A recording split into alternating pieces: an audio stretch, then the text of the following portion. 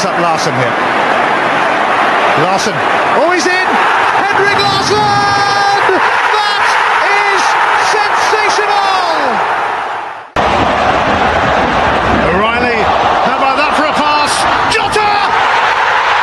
How about that for a finish? That is Jota for you! In for Henrik Larsson, and Moravcik! His first goal for Celtic! Here is Shunsuke Nakamura! Exquisite!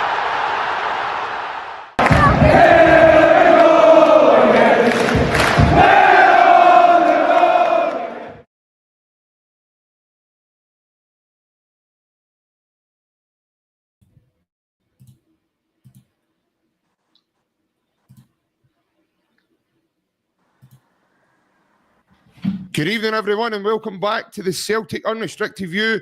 I'm JP, and joining me in this Monday bulletin is Alan, Daniel, and Sean. Well, lads, it's been a weekend of loads of chatter, loads of rumours, loads of talk. Celtic were back before the end of the week.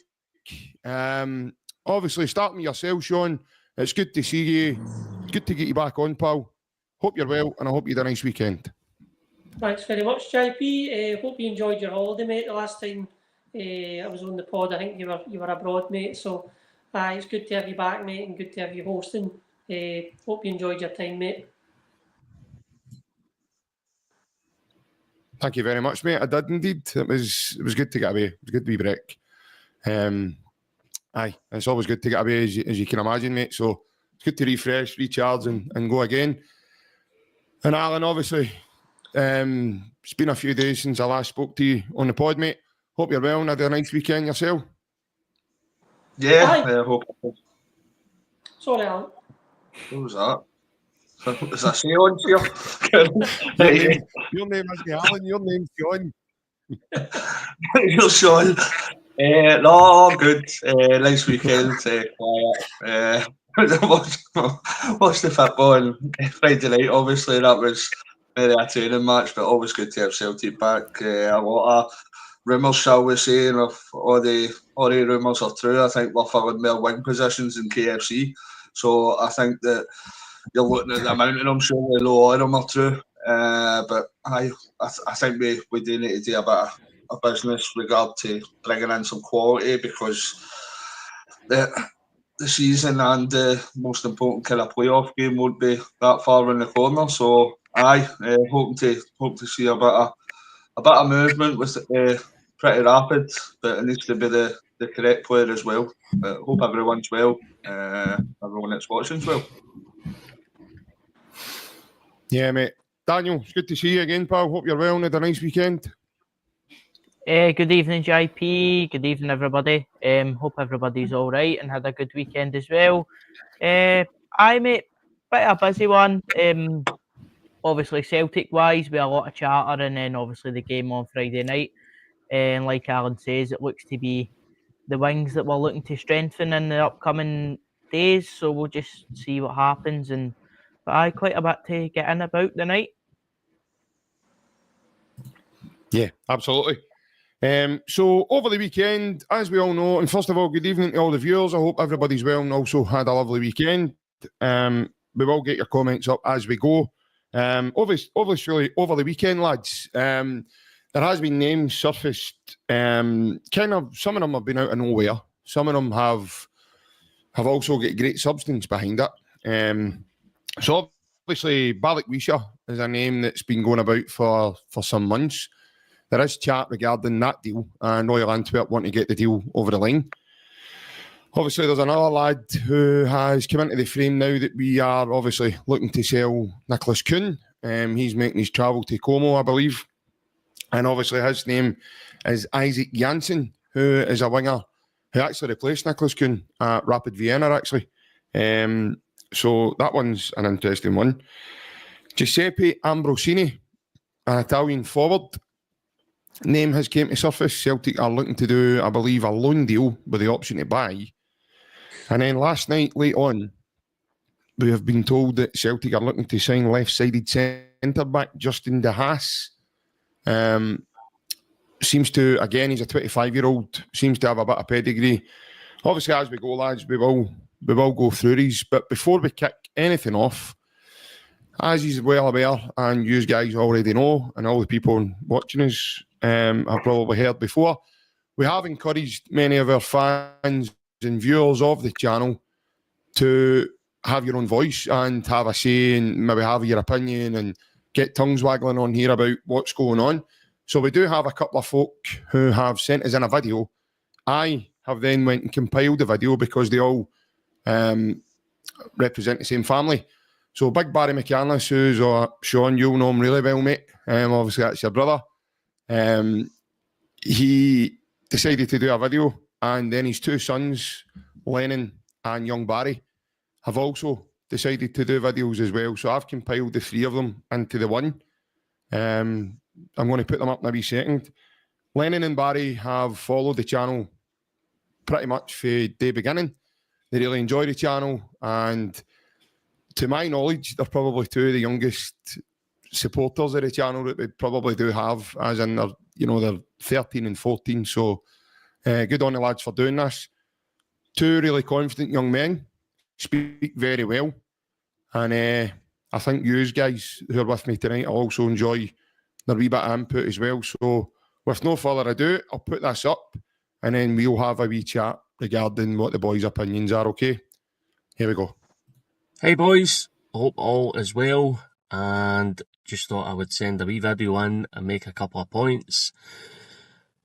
Probably things that have already been spoke about, but at this time of the season and pre-season, it's all about transfers. It's all about what positions we think we need to do business in, what areas of the field we think are a priority. And I think for me, the top end of the pitch is where Celtic really need to be busy. I know we've signed Nygren and he's obviously going to be a good addition, but we're losing Kuhn, or so it looks like.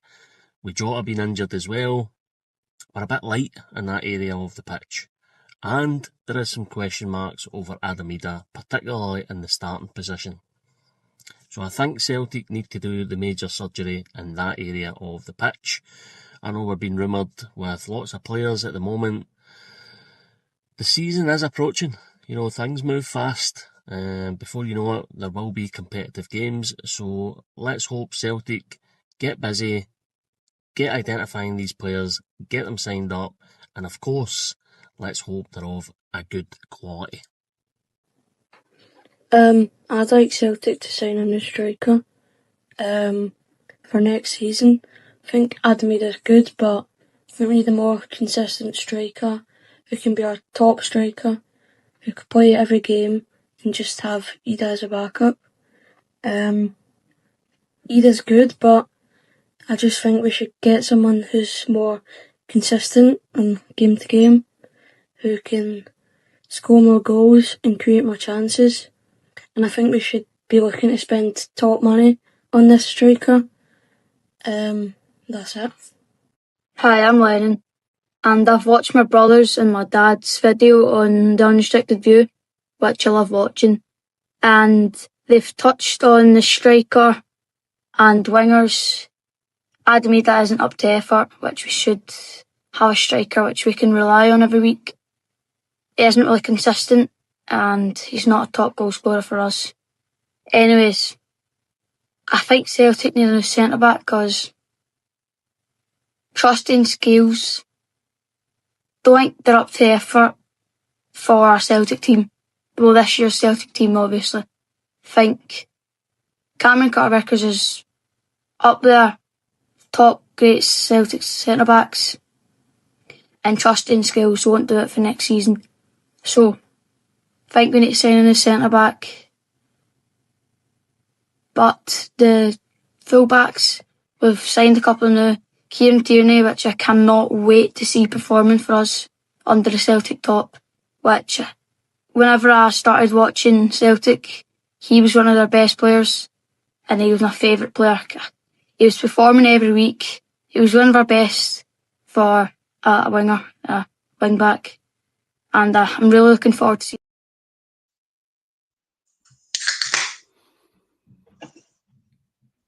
Well, what I would say is a massive thank you to the lads, first of all, for sending in the videos. I think they make some very good points, especially the two young lads. Obviously, Barry, two Barrys, Big Barry and Wee Barry, they are more along the same thinking in terms of wanting improvement for the top area of the field. I think that's an area pretty much on here, lads. We've covered pretty much in depth, and that we need more depth at that area of the field. Just cast your minds back to the Scottish Cup final. We didn't have enough in the final third that could have really changed the game for us, unfortunately. I think we'll touch on that first. Then obviously young Lennon's point regarding the centre-backs. We'll come to that afterwards. Alan, obviously I'll start with you, mate, in terms of the two Barrys there, talking about the importance of getting players in for the top end of the field, mate. What's your thoughts on that? Oh, I think all the comments were very, very valid. Personally, yourself, I can agree with the majority of them there. Two Barry sons were very well spoken. He must have a cracking lot of misses because he doesn't look, they don't look with their dad at all, do they? Aye. Much love, Barry. But no, I think when you're speaking about the kind of top end of the park, I hope that he does extremely well in this pre-season with regards to Adam Ida, but I can't see it. I've been extremely critical of him last year, as you know. I just think his attitude, he needs to change his attitude a bit. You see him when he's on the park, it's just like he's no kind of giving everything he's got. I think if we're looking for a number one striker, I think it has to be Adam Ida, or he needs to be better than Adam Ida. I think when you refer back to a number of strikers we've had as one number one striker over the last number of years, you're looking at Kyogo, you're looking at Edward, Dembele, Griffiths, Gary Hooper, etc., and I'd be putting all of them on a much higher level than Adam Ida is at present. But I think when you've referred there to the top end of the park, I think obviously it's imperative we bring in another top striker, like the boys have said. But obviously we could leave and drop his injury. I think like kind of Daddy Barry said, I think that you're looking at the wing positions, we are going to need to bring in some recruitments. You're looking at, we've got kind of Yang, a James Forrest that's maybe a year older. He still continues to perform, but you've got Yang, Forrest, and if Maida continues to play through the middle, who else have you got in that position when Jota's injured? So I think you'll probably see a minimum of two wingers coming in. And you refer to yourself as well. You look at the last game of the season, JP. We didn't really have that quality and depth there to kind of make a change in that game that would be influential. So, yeah, I think the main word just now is probably quality. We have brought in players and we have got quite a big squad just now. So it can't be squad players. I think it needs to be the players we're bringing in just now. Need to be quality and they need to be players that are able to hit the ground running and go direct into the first 11 for me. Yeah, Sean, I think Adam Ida's a name that comes up quite often with the Celtic fans, mate, isn't it? And it's usually, you hear things that he needs to do more, he's not doing enough, he's not doing, in my opinion, he scores 20 goals in the season last season, but a lot of fans don't think he's done enough in a lot of the games he's played in, albeit he scored 20 goals, but in the games that he's maybe even scored the goals, Celtic fans, I know that, they're reckoning that he's not done enough. In terms of, obviously, the lads' points here, in terms of the, improvement at the top end of the field, mate, what's your thoughts on that one, Sean?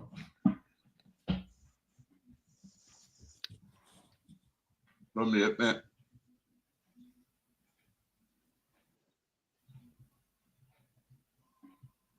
Can't hear you, Sean.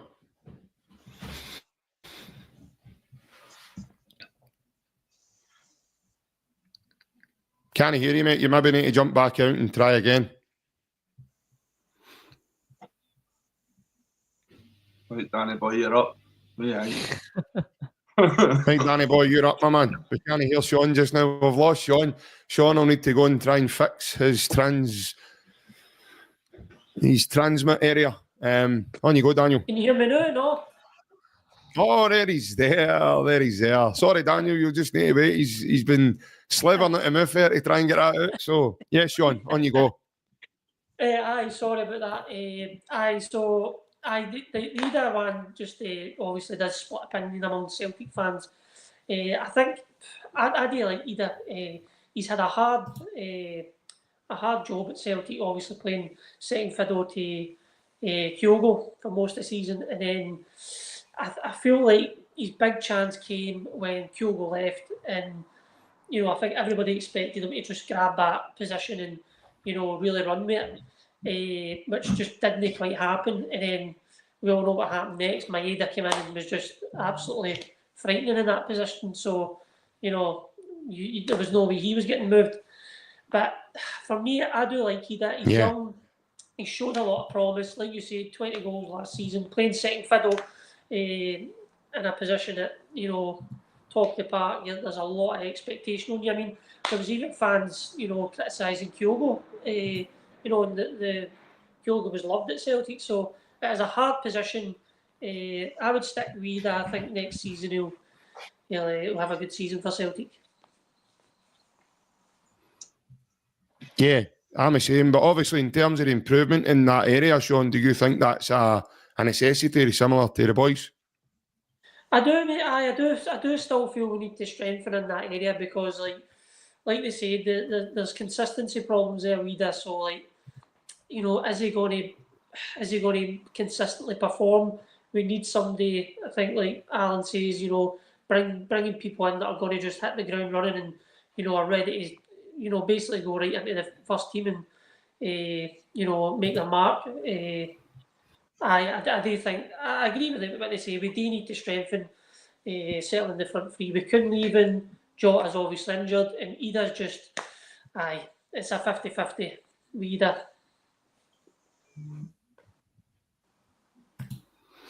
Yeah, Daniel, obviously, as Sean said, I'm in Sean's camp. I really like Ida, as you know, mate. I've spoke highly about him on this channel many a time. I really do like him. A lot of Celtic fans, I think, forget maybe this is going to be his first pre-season with us in the time he's been with Celtic, both on loan and now permanently, because he missed pre-season last season with us. Mm-hmm. So I'm really looking forward to seeing Ida kicking on. I think we should stick with Ida. I'm quite happy to do that. I do think the necessity is there for that improvement in that side of the field because, like I mentioned, the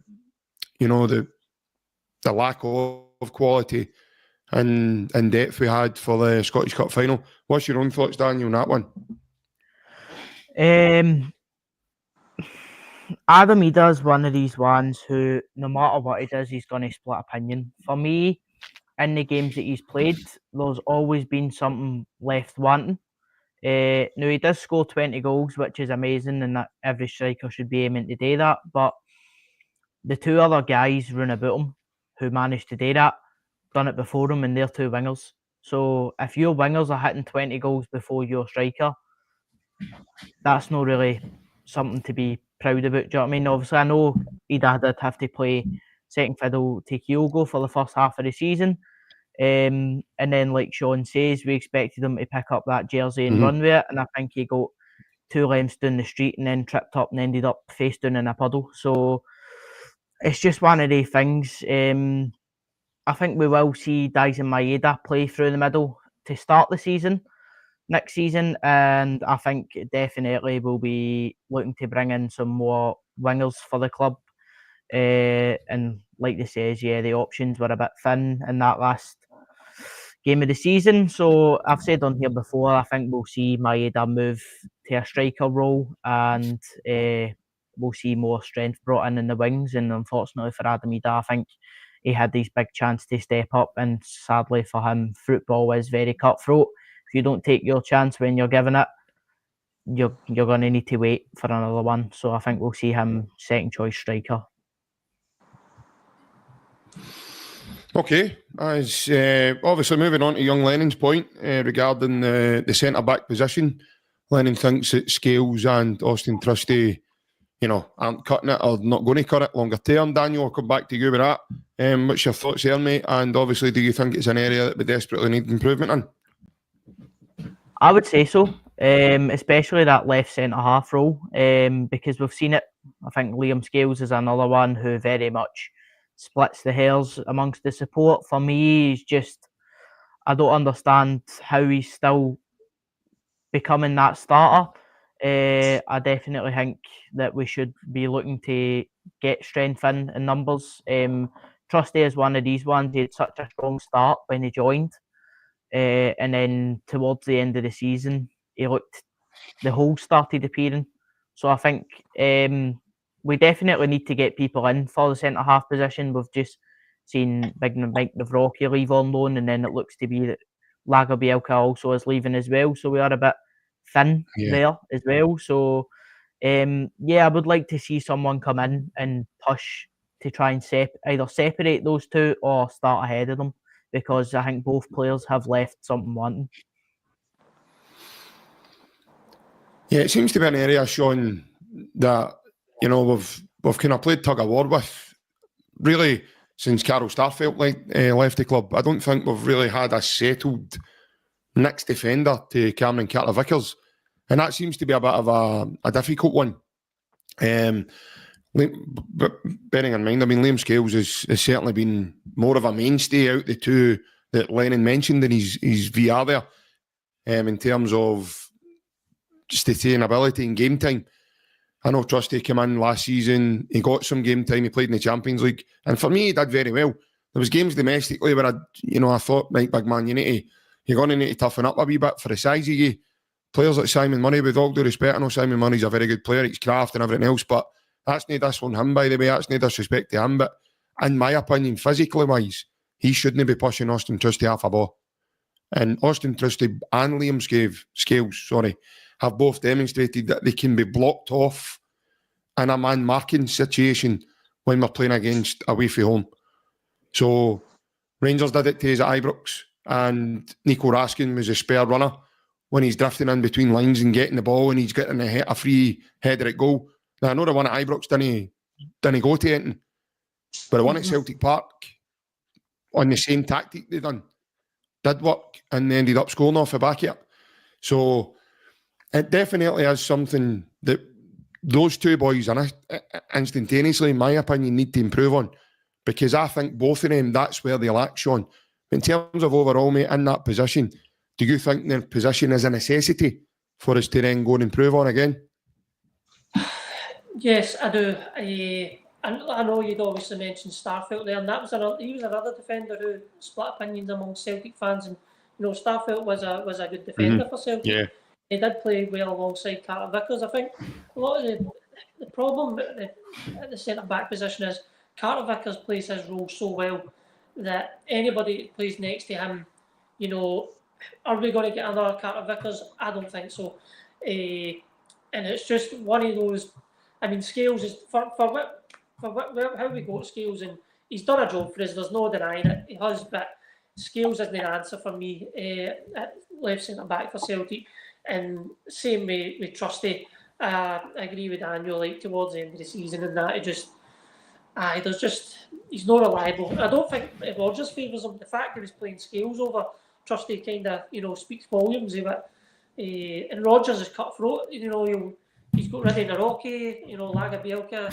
A lot of fans really like to look at Lagerbielke, and Rodgers knows what he wants, and he's not afraid to let these people go. So I don't know, maybe Kieran Tierney playing left centre back might be an option. I don't know, but I definitely think we need somebody in there who's just a bit more physical, athletic, good on the ball, and who's just, because as soon as Carter-Vickers comes out the team, you know what it's like at the back. Nobody can step up, mate. Yeah. No, I mean, that seems to be an ongoing problem, isn't it, Alan? Because you've got Cameron Carter-Vickers, such a high standard bearer for the club. He's always amazing when he's bang at it and he's fit. He's a rock. He's a colossal, as they would call him. But then you get the next guy and you go, right, he's been brilliant for 2 games, but then it comes the third game and he falls apart, or he does something daft, or he gives a bobby, or he gets sent off, or he gives a penalty away, or something stupid. Whereas Cameron Carter-Vickers doesn't seem to make those mistakes, apart from the goal of the season he scored in the Champions League last season with a own goal. against Club Brugge. But we'll not talk about that. He doesn't make the mistakes very, very often. I was only a bit of humour for me there, actually, on Cameron Carter-Vickers. But in terms of a partner for him, do you think we've struggled in that? And obviously, that's an area you think we need to improve on rapidly? I think it is an area we need to improve on. I don't think we've replaced Starfelt if he's left. And as Sean said, Starfelt kind of divided opinion, but you know what you were getting. It was a kind of big, solid unit that would do the job. If in doubt, he was putting it out. There wasn't kind of much to worry about him defensively. We did bring in Trusty last year, and to be honest, I was quite impressed at the start. I thought he was what a decent centre half, and I thought this is a guy that is going to play next to Carter-Vickers. But I think as the season went on, I think Brendan as well, he's seen it. I think you pinpoint the Dundee away game. I think when the one that we speak about when Brendan was when you were lip reading Brendan and it was weak as miss, something that rhymes with that. I think that was aye. So I think it definitely. Sorry, needs to be you can put a pound in his bell jar if you want to say it. I must well give my was watching.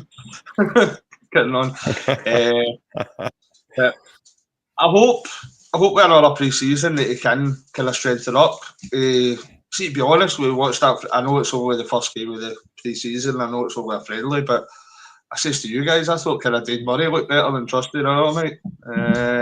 I thought that he looked better than Trusty. So I think when we would refer to Scales, I don't want to down any player. I don't want to disrespect any player. I think for where Liam Scales has come from, he's come in for kind of for the League of Ireland. He's come in below the loan at Aberdeen. Nobody thought he was kind of going to make it at Celtic, but he's done exceptionally well to that degree. But for me, if we're looking to improve, if we're looking to step up and be the best version of Celtic we possibly can, for me, Liam Scales isn't good enough to that level. You see constantly, and you're talking about running the mill Scottish teams, when you had Scales and Taylor over that side, these teams were constantly targeting that side of their team. And that can't be a coincidence that every single manager, every single coaching setup is targeting that side. Maybe it is because Carter-Vickers is so strong and people get a very high opinion of Carter-Vickers. But for me, Liam Scales has made it as a professional footballer. He's had a man in a match in the Champions League as well. He is. But I think there's a lot of mistakes in his locker. More than we should be looking for in a defender. I think we need an upgrade. There's no doubt about it that I think Liam Scales would be a good squad player for us. I think he would always come in and do a decent job. But if we're looking to move forward as a club and try to improve the way that kind of Brendan wants to improve us year on year, I think we need an improvement on Liam Scales and possibly Austin Trusty. So I would think personally that Brendan will be looking to bring in another centre half, somebody to partner Carter-Vickers. And well, I suppose only time will tell if that will happen. Yeah. Now, as everyone probably knows that watches this channel, and even you boys are involved in the channel with me, you all know that I'm a big advocate for Liam Scales, and I like what he does for Celtic, etc. Probably going to make his fire here when I say this. I do agree with you. I think we need an upgrade on Liam Scales.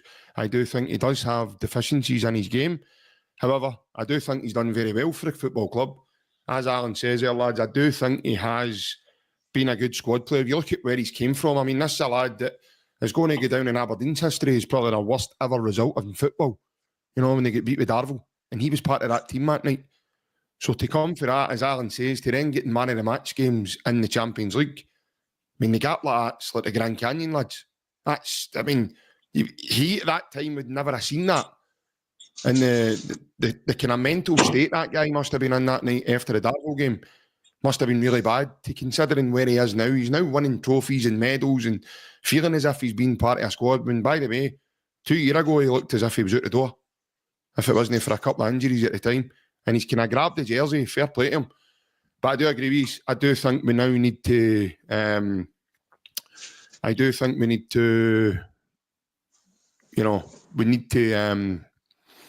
need to move on. I think we need to bring in someone else who can give us something fresh, give us a change, give us a new look. As Alan says, lads, as well, teams targeting an area. See, when you become predictable, that's what happens. Teams start to target your areas where they think they can get a bit of joy.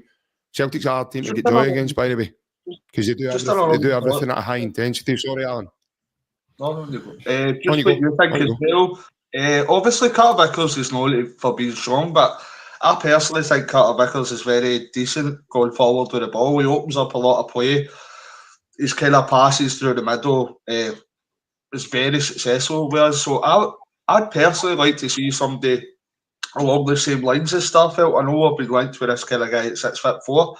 I would like to see your kind of Bobo Baldi, Johan Mialbi next to Carter Vickers, somebody that's just no nonsense. It's just smashing the ball out of the way, making sure he's winning the ball and no carry on. I think we've got a ball playing defender there that could come out for the back.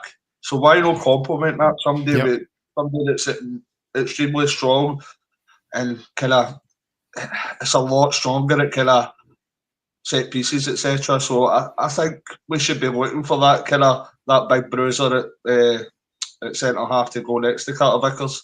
I think that maybe complement him. Yeah. Sorry, just to answer Rabbi, no, we still love yous, mate. I'm doing about 3 or 4 things at the one time here. I've just learned tonight I can actually multitask. I can mess up about 4 or 5 different things all at one time. No, Rab, to be fair, mate, we are still pretty much fees, don't worry, mate. But obviously there's 4 of us here, so I'm trying to do this, I'm trying to listen to the boys, I'm trying to, because when the comments come through here, it's like a transcript, it's hitting you right in the face. So I need to try and get through what I can. So I do apologise. I have apologised before that I'm not going to be able to get everybody's comment up. It's just not possible. We wouldn't be able to have a chat if we'd done that. So bear with us, mate. I'll have a wee look, see if you've got a question or anything, and we'll get back to it. Don't worry, Rab. We still love you, mate, and we're still here. I agree. I do agree, lads. I think it's an area that we really do need to improve on. In terms of transfers, lads, I've got some breaking news that's been texted to me by our good man Ryan from the channel. This source has went widely all over now. It started with, it looks like an outlet that Mark Overmars is part of. And it's letting us believe that Michel Ange Balikwisha is about to sign for Celtic.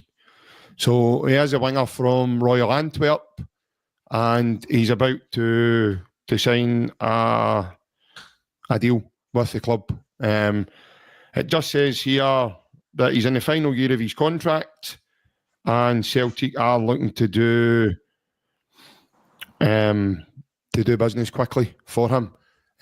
Obviously, yourself, Daniel, I'll get your thoughts on that as it just comes in. I think definitely that's a name that's been batted around since the transfer window kind of began.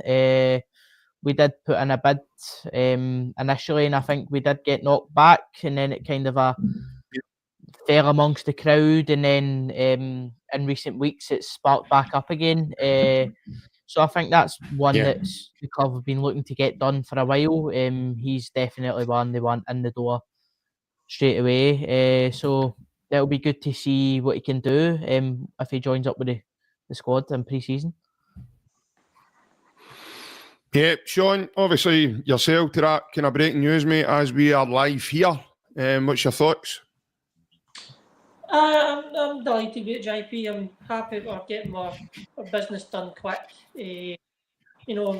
Seems a good signing, mate. I'll be honest, I don't know much about the boy, but just looking at his track record, he's scored goals everywhere he's been, more or less, and he's Belgium under-21 international. And young, ticks all the right boxes, mate, for what we're looking for in the market, and get him in with the lads and get him some game time and see what he's made of. Yeah, Alan, he seems to be one that, in my opinion, it was last summer he was really linked with us, wasn't it? And then he managed to get injured in a pre-season friendly. And at the time, you would think that scuppered the move, but it seems to be one that Celtic have been very keen on. Well, Brendan Rodgers, as it's been reported, he's spoken of him recently in this report that's came from Mark Overmars, his outlet. So it seems to be one that they've been really wanting to do, mate. And anything I've seen of the lad, he looks a really good profile. I mean, he's 24 years of age. He really fits the bill in terms of what you're looking for. He's fast, he's dynamic, he's tricky, and he's got an eye for goal. But my problem with that one is, I know he's had a couple of injuries here and there. I know the Celtic fans, even in the chat tonight, there's Celtic fans, he's had a few injuries. And, he's been out and he's had to have some operations and he's done this. But as I say, he's a target that we've been well sought after. And it looks now that he's on his way, mate. So what's your thoughts? It looks as if it's a player that we'll be watching for at least 6 months, maybe a year. So I think it's probably is one that Brendan would like. I like the profile for Belgium. I think you look at the kind of players that are coming out there just now, especially. You look at when we played, I spoke to you about this today, JP. You look when we played Club Brugge, the first half at Celtic Park. Majority of their team is Belgian. And they kind of played us off the park for the first half. We did manage to kind of turn it around and get a draw in the second half, but it seems as if a lot of the profile players that are coming for that league are able to make kind of step up, whether that be kind of Champions League, Europa League, etc. So I think it is a very positive market to shop in. So his pedigree, his profile does look pretty decent. But we'll just need to kind of, like we're saying with every player, we need to wait and see when he gets here and kind of pulls on the hooks. But we can kind of, hopefully this is a Brendan signing and we can trust upon that. His injury problems that we have seen, hopefully that's been and gone. I've seen one comment and I thought, Dirk Director, hopefully it's not that kind of injury problems because we're right up street without a paddle, I think. So my information about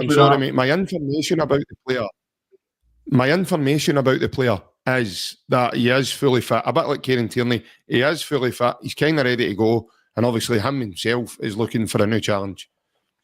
I think especially in that position as well, we are going to need players that are going direct into the first team now, because that is a position that we are lacking. Because he kind of selling Kuhn, because he Jota being injured, so it's probably a position that whoever's coming in, they're probably going to get a good run of games in the first team. So, if Brendan signed off on it, his profile does look pretty decent in comparison to maybe other ones that we've been linked with or other players we've brought in. So, it looks pretty positive.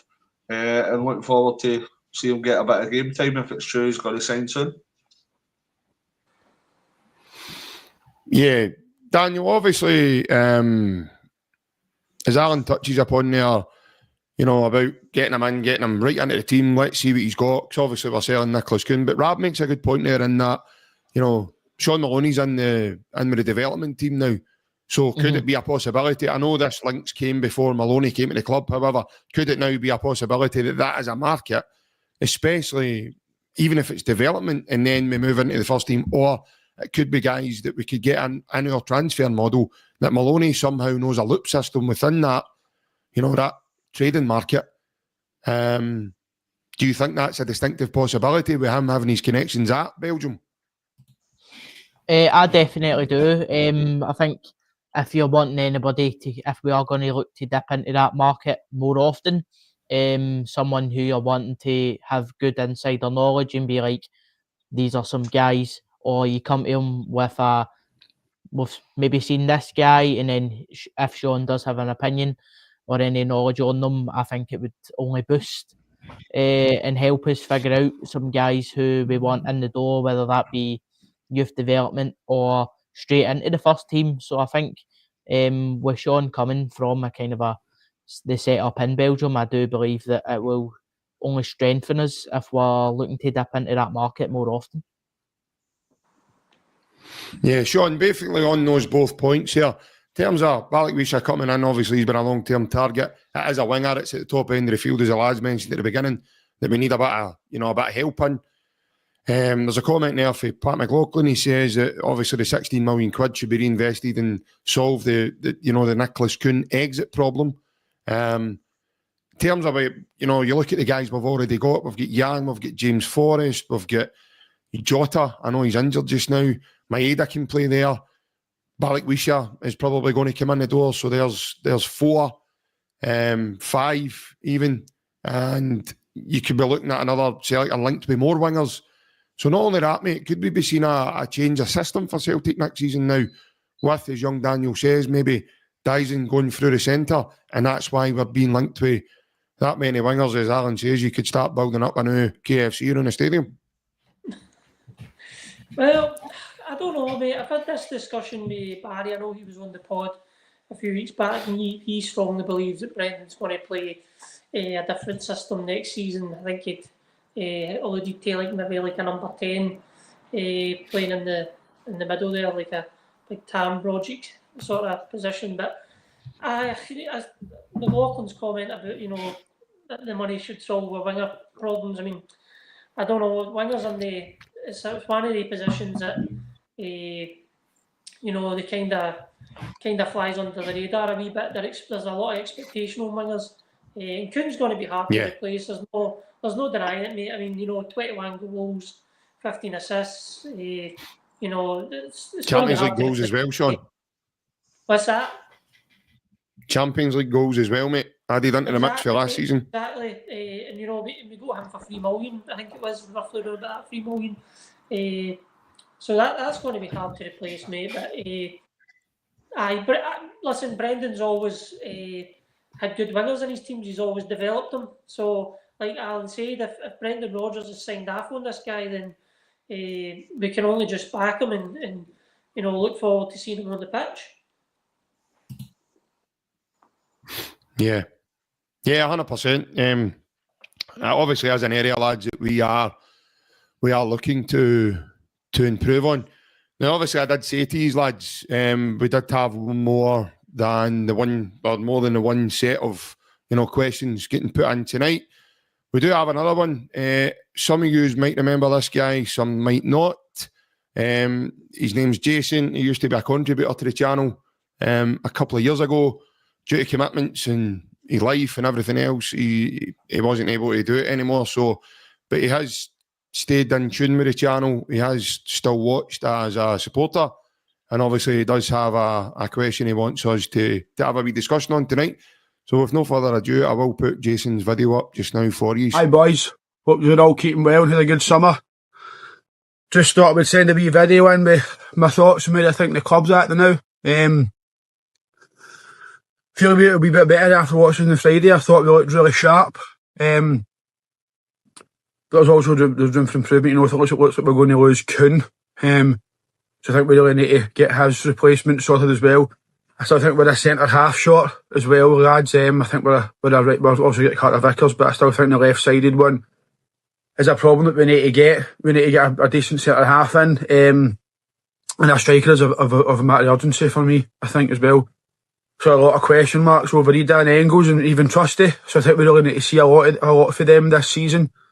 But I think we just need to trust the club and trust that we're going to get it all done, because I think we will. But I want to know what you think on the Engels especially. I think with the price tag that he came, I think we should be seeing a wee bit more from him. But he didn't have a pre-season under us, so do we give him till this season and see how he gets on at that? All the best, guys. See you later on. Thanks very much, Jason. If you are tuning in, mate, thank you very much. Quite an interesting question. Obviously, it's one again that has got tongues waggling around their support, lads. Sean, I'll come to you with that one first in terms of Jason's point there. Obviously, he's touched on things that we've already spoke about, like Balikwisha coming in for Kuhn's replacement, etc. But obviously, he touches on Engels especially. And Jason obviously has an opinion that Engels maybe hasn't lived up to his 11 million. I know Ryan's obviously a bit like the way Alan is. We had Tati on here. Ryan is a wee bit of a fanboy of Engels. I do like Arnie Engels myself. In terms of you, Sean, where do you sit in terms of Arnie Engels, mate? Do you think he needs to do more? Or are you quite happy with his input to the team? I think when we're judging Engels, we need to remember he's still very young, and not everybody that comes to Scotland, adjusts straight away to the league and, the physical demands and all. And I do think Engels will come good. I remember when he first came to Celtic, he looked unbelievable. I remember listening to the Super Scoreboard and the Dazzler was on saying, he was tipping him to be better than Matt Riley. That's how good he was when he first came to Celtic. And I do see there is potential there with Engels, and I do rate him. I just think he needs time. He's young. He needs the time, and he needs the backing for the fans. I think I do rate him. I do think he'll be in the team next season. Yeah. Alan, obviously, your own thoughts on Arnie Engels, mate. Do you think he needs to do a bit more to live up to his 11 million price tag? I think he's had a fairly decent season. I kind of agree with Ryan. Maybe not to the degree that Ryan kind of fancies him, but I think that he's had a very decent season. I think that I think maybe the word to use would be possibly inconsistent. I think we've seen, but you can tell right away. See, when you watch a player for maybe a half or so, you know when they've got technical ability. You can watch their technique. You go, there's something about him that there's a player in there. I think he had a number of games that you were going, oh, he's exceptional. I think the other games he maybe kind of looked a bit lost, but Sean says, and I've said a number of times, he's coming to a new country, a new club. He's a young boy, a new culture, new set of circumstances, bigger club, maybe not a bigger league with regards to the Bundesliga, but it's a bigger club. So I think we are pre-season. I think it's all going to kick on. I think it's a decent player. I think we've probably seen just about enough to value his price tag at the minute, but I think he's capable of far more. I think we're going to see him kind of kick in, and I think we can see him massively progress this year as well. Yeah, obviously yourself, Daniel, Engels comes to his young lad, as the lads are saying, he's coming for a totally different country, probably a far better quality league than certainly what we have here. Again, that's not Celtic's fault, but certainly not that club stature that Celtic have. When he's came from maybe, as Brendan called it, holiday football. He's playing one game a week. And by the way, see the team he was playing with, it's okay to draw. Sorry, we'll get beat. We'll keep training. We'll go again next week. We'll go again. Can't do that at Celtic, mate. So he's coming in now. He'd never played in the Champions League before. He'd never played internationally before. He's now got both recognition under his locker, on top of the high intensity expectation that comes with the size of Celtic. So taking all that into consideration, again, your own thoughts on Arnie Engels, mate? I think what frustrates a lot of Celtic fans with Arnie Engels is the fact that when he was brought into the club, obviously we just lost Matt O'Reilly. And then obviously we do break our own record in signing him. So I think everybody was expecting him to come in and hit the ground straight away and we've spent this money on him. He's going to be this, he's going to do that. He's 21 years of age. He's been playing in the Bundesliga, which is a far less physical league than Scotland. So it's going to take him a while to get up to speed. Now, I still think this season, I thought he had a particularly good season. I'd say more positives than negatives. But what frustrated fans at times, I think some games there was times where we would say went missing. And because we've seen him show flashes, we get more frustrated as why is he not doing that all the time? Why is he standing off? But Big Rab makes a good point about him. He's done a lot of running in that midfield. Do you know what I mean? So he is a guy who I think under a pre-season, give him more time because he is young, and I think we can only see positives coming to him because we've already seen that he is a talented player with a great eye for a pass. He just has to live up to the best player in the league in Real Hatate. That's what the issue is. That's what, so Real Hatate, I've seen some of the crazy comments about Real Hatate. Jesus, you miss him when he's not there. I'll tell you, he's the most creative player we've had for a long time. And when he's gone, you'll massively miss him because he does a lot, and that's all I'll say about that. No, Alan, I can agree with you and get you there on Real Hatate in terms of his quality. I do think he is lazy though, and I do think Engels did have to compensate a lot last season in terms of his running. That's where I seen Engels last season, lads. I seen his power, his physicality, the way he runs. When we played against Atalanta away from home, I forgot Atalanta had Ademola Lookman. Because I believe that Ademola Lookman went home and Arne Engels his holdout that night.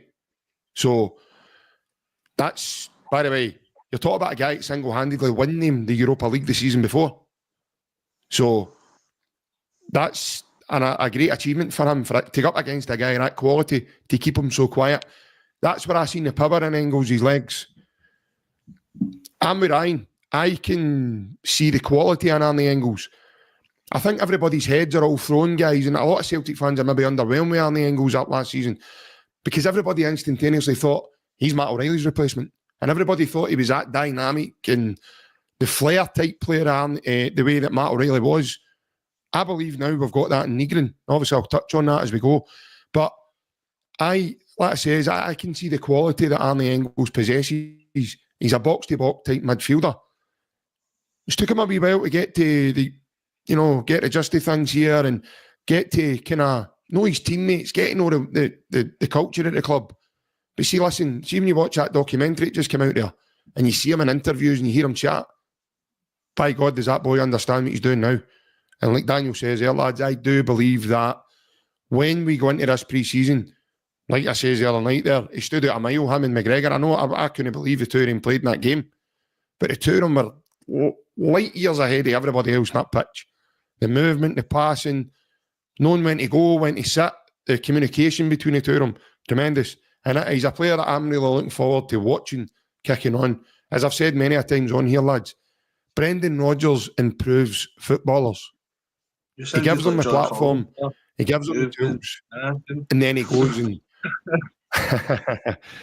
But that's it. That's the best way I could really sum him up, Alan, because he's he's so powerful in the way he runs. I agree with you. So obviously but I agree with you in terms of Hatate's quality. There is other aspects of Hatate's game. And believe me, if I was on the football pitch with him, he'd have a rocket right up his backside. Because there's games I'm at Celtic Park and I'm watching and I'm going, you can't just be jogging, son. You need to be busting your backside in there. Because you've left two of him with 3 and 4 as an overload. He can't keep doing that because he'll get whipped right out of the team.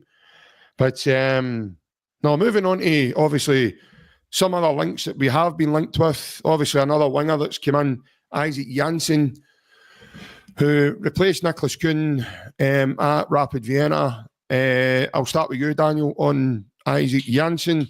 Seems to be an up-and-coming young lad again.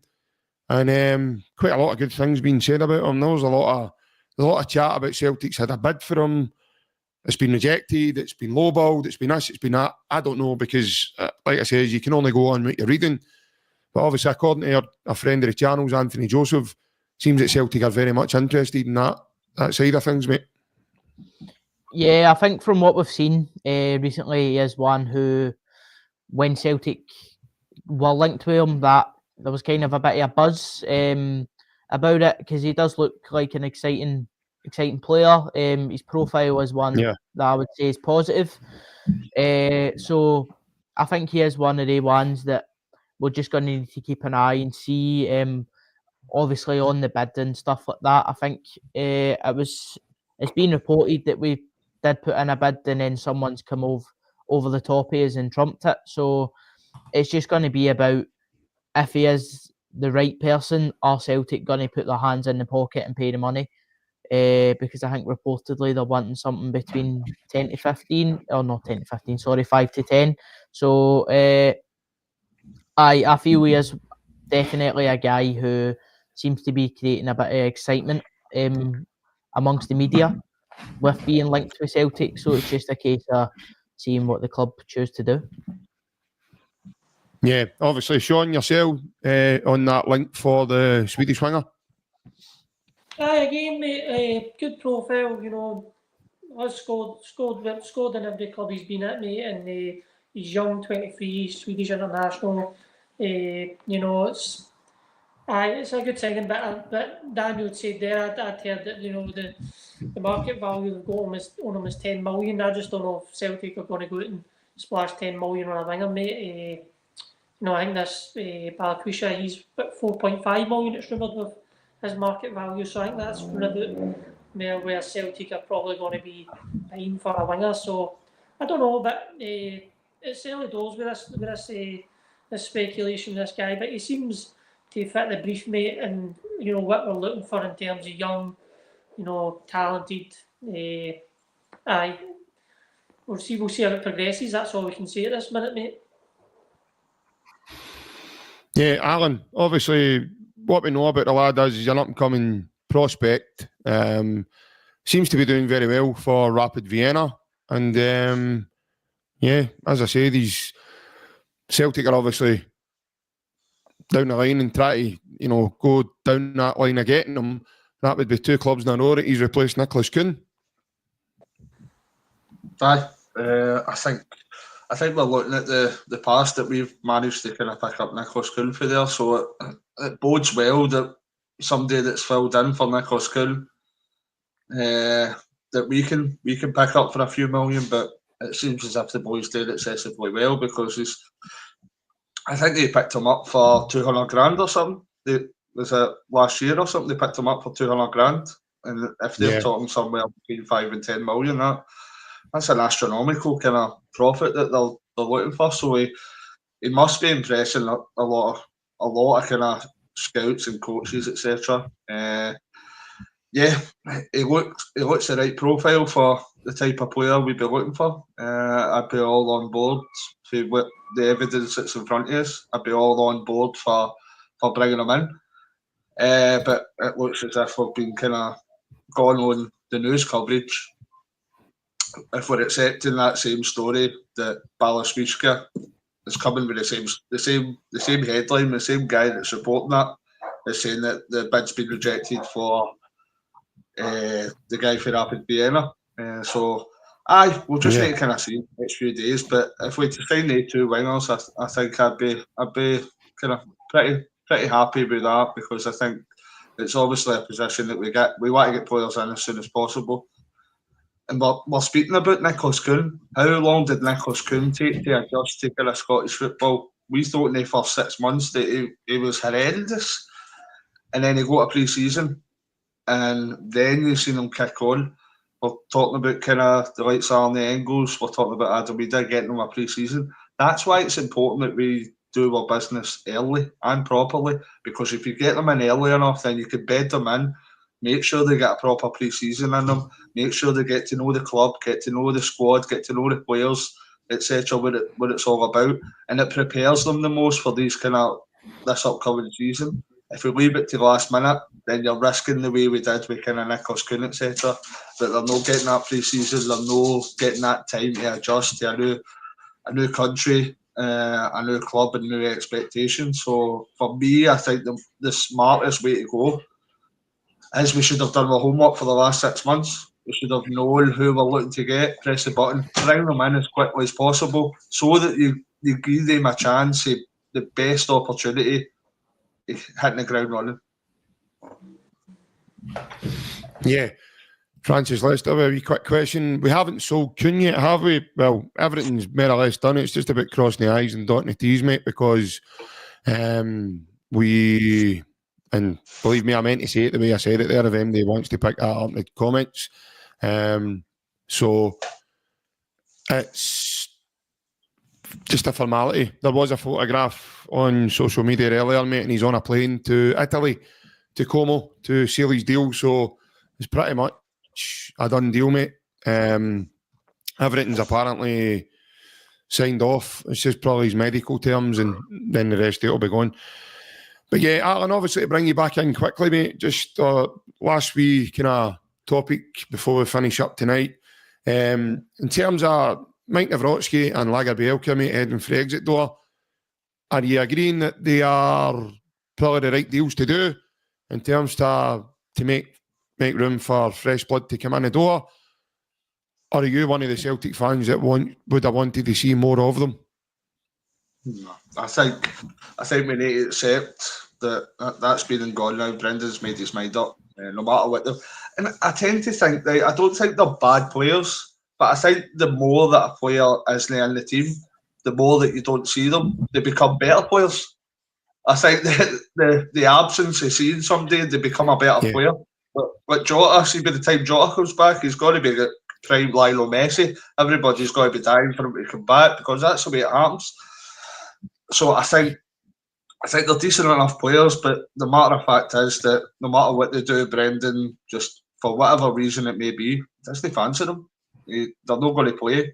We know last year, Nawrocki might have come in, done relatively decent a few games, but the fact of the matter is that Brendan wanted to play kind of Dane Murray, a youngster, in the Rangers game instead of Nawrocki, and only injury made Nawrocki play that game. So for me, that just sums it up. So I think as a whole, it would be more beneficial for Celtic just to move on, the guys to move on for their careers, and we bring in a replacement that Brendan fancies, and he's got to kind of play more, because I just don't see any game time whatsoever. I think that's a fair. There's no game time whatsoever. It's got to happen for Nawrocki or Lagerbielke, no matter what we think of them and how good they could be. Yeah. I think, Daniel, it's one of those ones, mate, isn't it, that the mind probably for the manager was made up quite early doors. Now, my understanding is, and this just came from someone I believe is a very reliable person, and my understanding is it's not to do with anything to do with his ability in Nawrocki. It's to do with his fitness levels. And apparently he just can't, the physicality level just isn't there. It just can't stay there at a sustainable level for it to go over a period of time. The problem is he keeps breaking down, and he keeps certain things keep happening to him along the way. So what we need to, as Alan says, the best thing to do there is move him on. But in terms of Lagerbielke, the both of them the correct decisions for you, mate, to be moving on? I think with Lagerbielke, we've seen at the start of the season he was kind of given a chance, and then he just disappeared from the team, and then it came out in the media that both him and Odin Holm, their attitude was not fitting with what Brendan would have liked. So then we see him go out on loan and stuff like that. So I think that way, with Lagerbielke, I think sometimes a guy can come to a team and it just doesn't click. But with Big Mike Nawrocki, if it is a fitness thing, then hopefully him going out on loan is going to be something that we see that improvement-wise, because I think ability-wise, what I've seen of him, I'm quite impressed. I think he's strong, can carry the ball well and stuff like that. So I do believe that hopefully if he does go out in this loan period, that it is successful for him, and he manages to get up to speed with that kind of a fitness. Yeah. Sean, obviously the two lads have came in for decent fees when they joined the club, both of them. You might need to jump out and try and come back in, mate.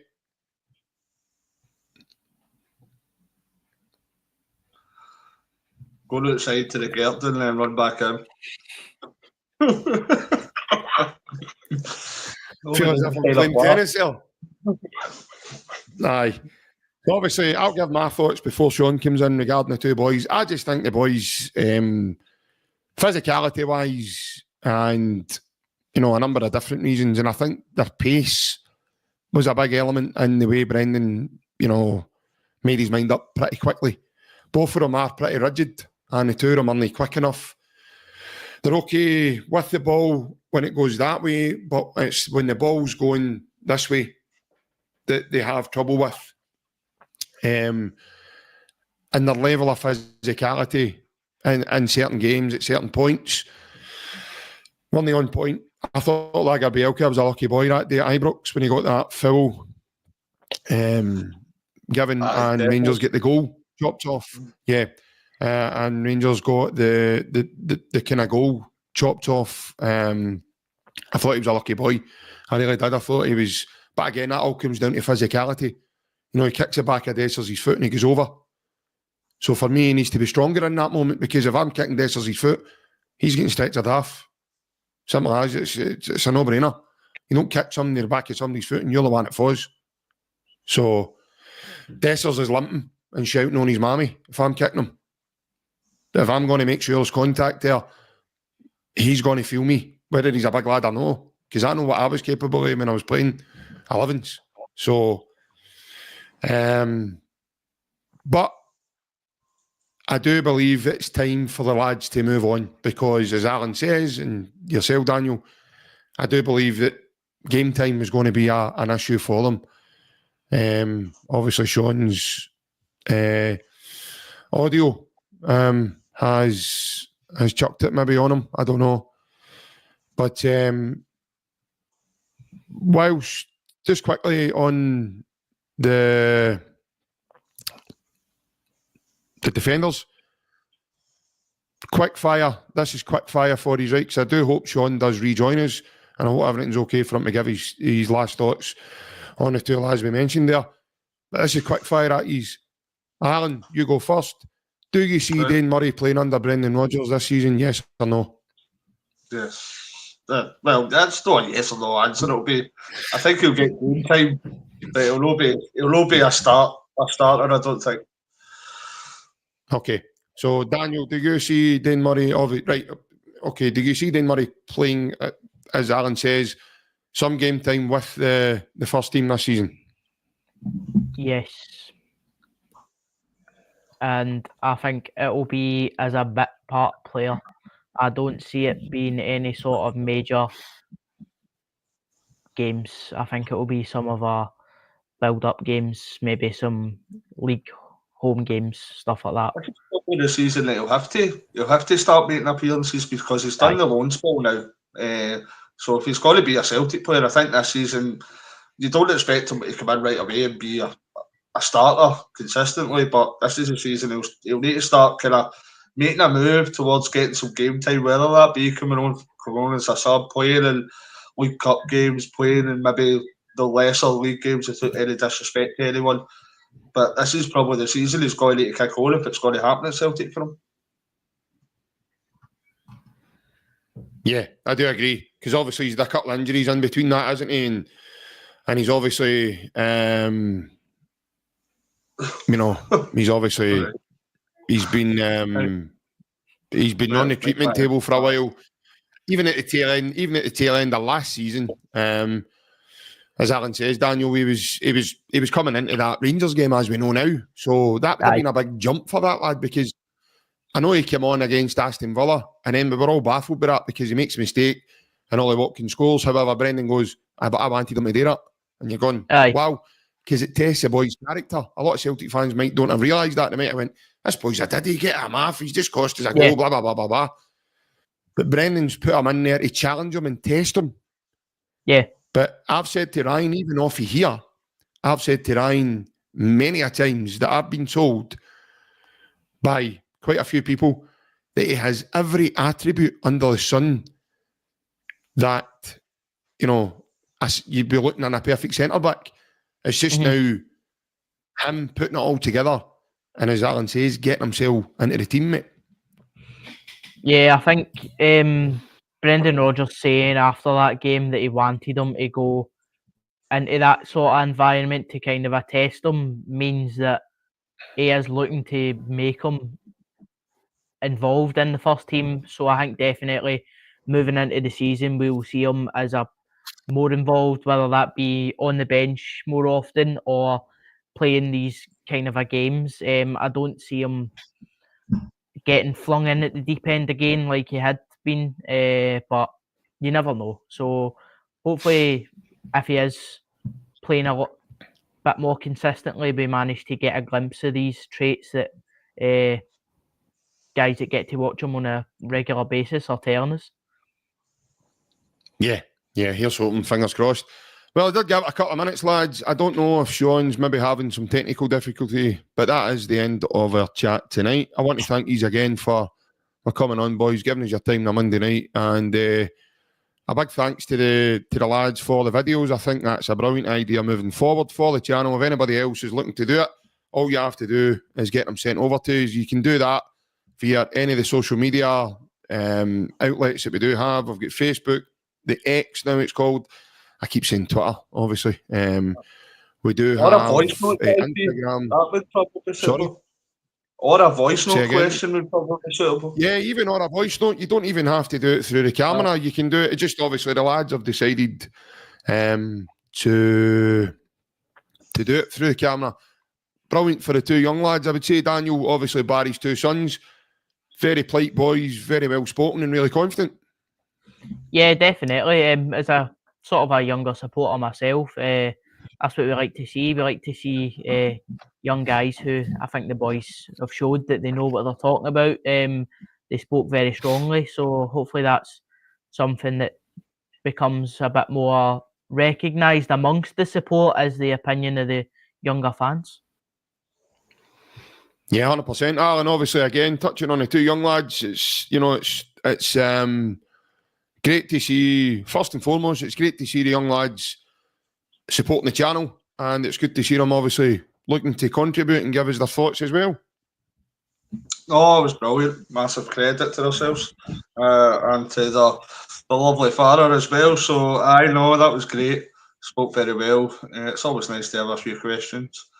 We're all going to have different opinions. Like the comments, everybody's going to have different opinions, but that's what makes it interesting.